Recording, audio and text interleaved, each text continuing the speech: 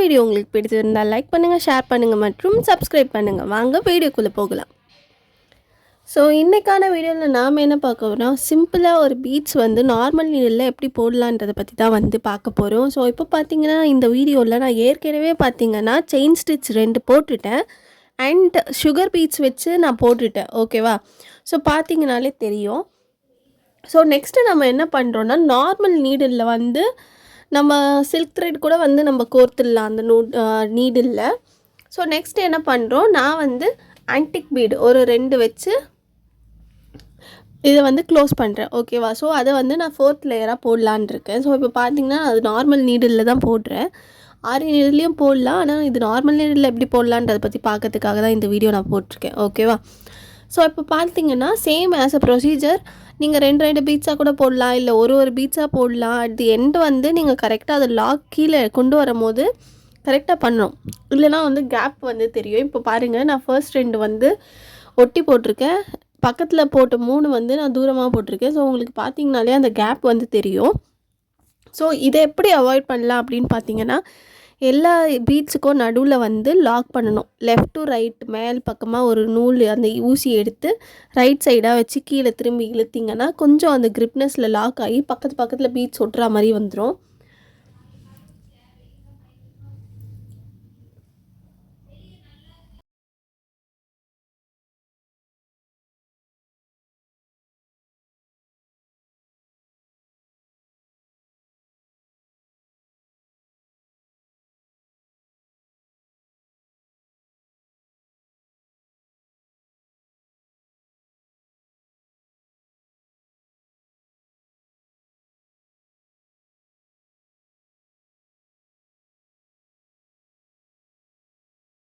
So இப்போ பார்த்தோன்னா gap வந்து தெரியுது. ஸோ இந்த கேப்பை நம்ம எப்படி ஃபில் பண்ணுறான்னு இதை பற்றி தான் பார்க்கலாம். இப்போ பாருங்கள், நான் என்ன பண்ணுறேன்னா திரும்பி கீழேருந்து நீடில் எடுத்து இந்த 3த்துக்கு நடுக்கா ஒன்று இருக்குல்ல, 2 விட்டு 1, ஸோ அதில் வந்து நான் லாக் பண்ணுறேன். லாக் பண்ணும்போது என்ன ஆகும்னா, லெஃப்ட் ஆர் ரைட் வந்து லைட்டாக பீட் வந்து மூவ் ஆகும். ஸோ அது வந்து நல்லா ஸ்டெடியாக நின்றுடும். ஓகேவா? கிரிப்னஸ்ஸு.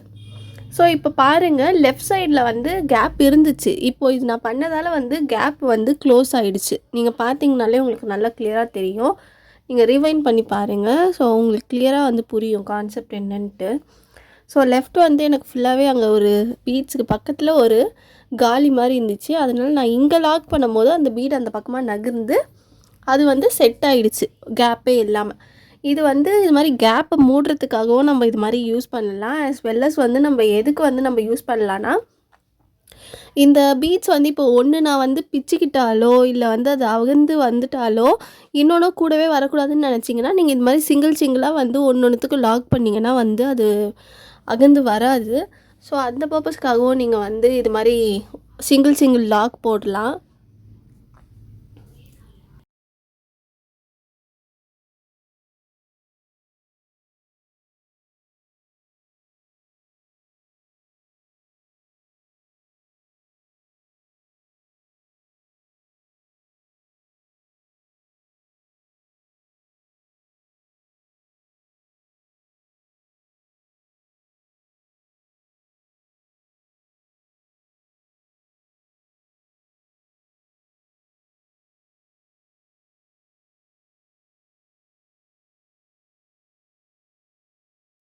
ஸோ நெக்ஸ்ட் நம்ம என்ன பண்ண போகிறோன்னா பார்த்தீங்கன்னா, சுகர் பீட்ஸ் வச்சு நான் வந்து நீட் லைன் வரைஞ்சா எப்படி இருக்கும் அது மாதிரியா வந்து ஒரு 2 பீட்ஸுக்கு இன்பிட்வீனில் வந்து வைக்கலாம் அப்படின்ட்டு நான் பண்ணுறேன்.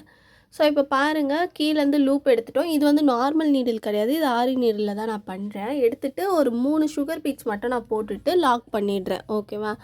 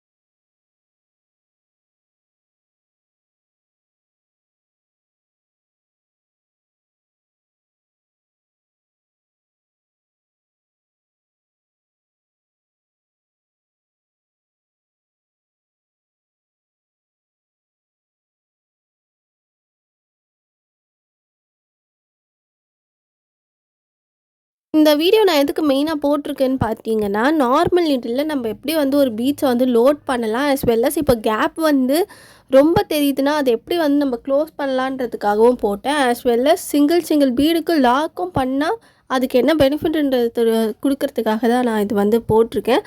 ஸோ இந்த வீடியோ உங்களுக்கு பிடிச்சிருந்துச்சுன்னா லைக் பண்ணுங்கள், ஷேர் பண்ணுங்கள் மற்றும் சப்ஸ்கிரைப் பண்ணுங்கள். மீண்டும் ஒரு வீடியோவில் சந்திப்போம். பாய்.